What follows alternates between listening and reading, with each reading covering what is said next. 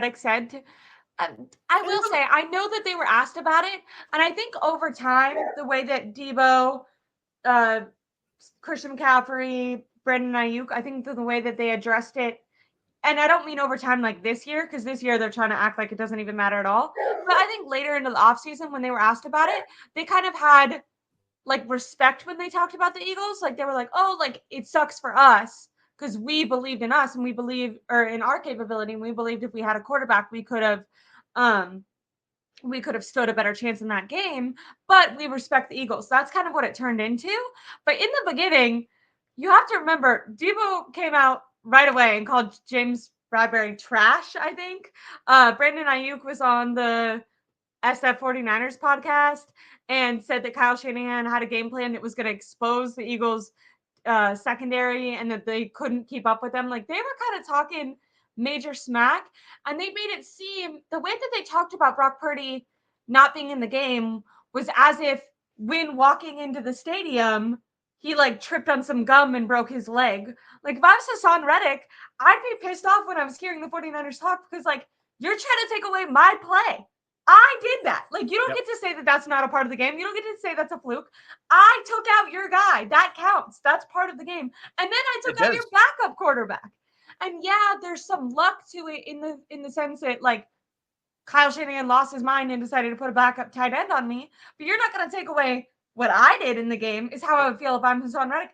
And I didn't do it once, so we can't say it's a fluke. I went and did it again. And if your coach is stupid enough to call a play like that twice, then like you guys should work that out internally. And I still deserve my credit. Don't walk around being like, we just can't believe this happened. There was nothing we could do about it. Yeah, there was. Block me. Absolutely. I'm sorry that you guys thought I was Arizona Haasan Reddick, but now I'm better. This is football. You get credit for knocking them out. I'm not saying Greg Williams, 2011 Saints, right, putting bounties on him, but it's like, it's not like that's the aim, but it's like, dude, like he got to the quarterback, sacked him, messed it up, and he just happened to get injured. He gets credit for that. But it's like the same thing. If he didn't get hurt, like say that sack happened to him and he gets drilled into the ground, and for all we know, that shakes him the rest of the game. This is why hitting the quarterback matters. Like you want to like lay it on them. Like that's why I say we want to hurt them, but we don't want to injure them, right? Because like we want to hurt them, we want to bruise them up, we want to mess with them, we want to hurt them physically and mentally. Sometimes arguably more mentally than physically. So yeah, you definitely get credit. And actually, you saying that like started making me think like, damn, those guys actually like inadvertently put a lot of pressure on Purdy. Basically, like, oh, we just got Purdy, baby. It'll be all good. He'll walk in there. We'll steamroll that secondary because, it pretty much puts a lot of pressure on him because now it's like they did all this talking. Again, even though they were asked still, but it's like, okay, still now, okay, let's just dissect your logic now. So you're saying if we just had Purdy, we're fine? Bet. Now let's see it. And if you lose, and you lose especially because he played bad, oh, man.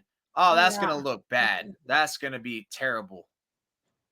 Really quick, we a little bit addressed this earlier when we were talking about seating, but I know that you did recently write an article about this, so I just wanted to address the question. Yeah, they should have number one seed. They should have number one seed because then you'll have 3 losses each, but you have the head-to-head because you beat the Eagles. That's what it usually tips toes. And then after that, then I think it goes to like, all right, what's the better NFC record? So yeah, you need to win this game. It starts now. And then you need the Cowboys to beat them, and then you need to not lose. You need to win out. You need to win out, yeah. Yeah. Which I give like the 49ers like a 30% chance of capable of doing because look, I'm like Ravens are sketchy. One of these division games are sketchy. Things get weird. No, the Ravens did lose Mark Andrews, so their offense isn't as scary, but Lamar is still terrifying, and that Ravens defense is really good. But Zay Flowers looks like he's turning it up, which he's always been a linchpin that I always thought was going to be a second half like bloomer, and he is. And that running game, excluding Lamar as a runner, is still pretty good.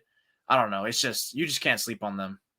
That could be a loss. It could be. And that defense, I think honestly, aside from their offense, that's their defense. That's probably going to feel like a low scoring game to me. I completely agree. Okay, so kind of to wrap it up, if we're back here next Tuesday and we're talking about a 49ers win, what are we talking about? What are we talking about?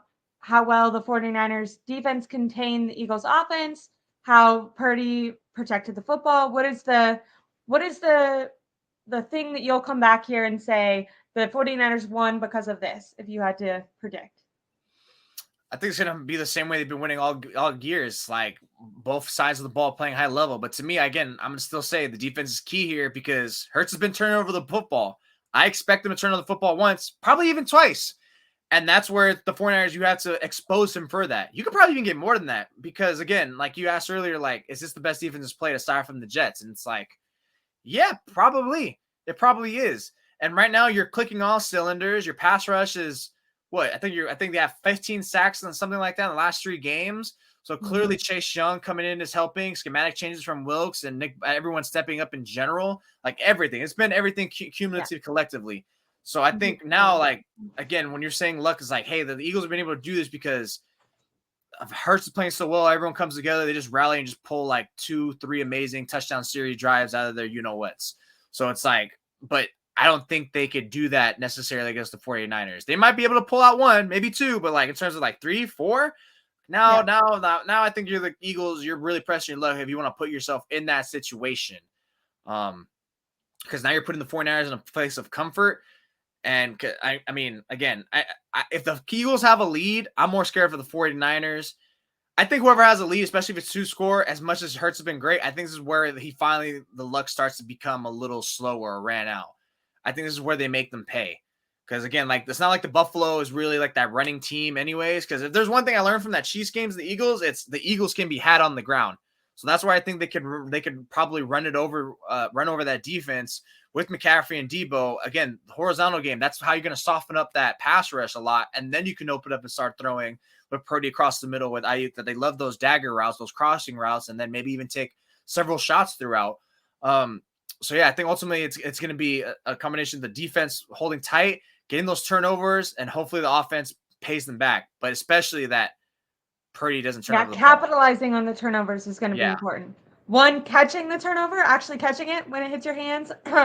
Dre Greenlaw, Fred Warner. Because you know what? The Bills did take advantage of his turnovers. They got 14 points off his turnovers. It was the fact that they couldn't necessarily maybe like go from like, you know, from their side to the other so at ease. Because remember, 14 of those points were off of turnovers.